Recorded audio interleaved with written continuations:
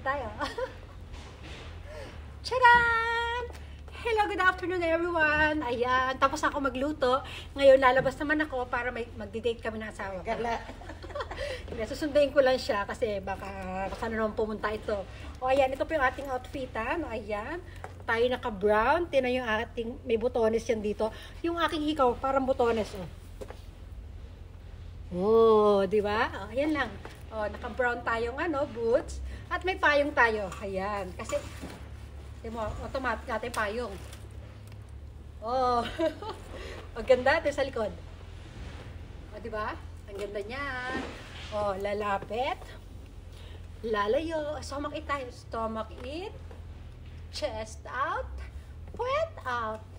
I-push ang bewang. I-pull ang balakang. Ayan. Yan lang siya. Matao. Nababahala si mama kasi yung mga kapitbahay namin nakaantabay sa mga pinaggagawa ko. O, di ba?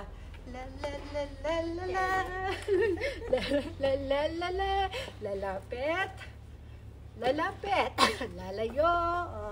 O, yan na lang. Yan, ganyan po yan. Ang bag. O, di ba? Two-way siya, pwede siyang ganyan. O, di ba? O. O. Chan, chan, chan, chan, chan. Bye everyone!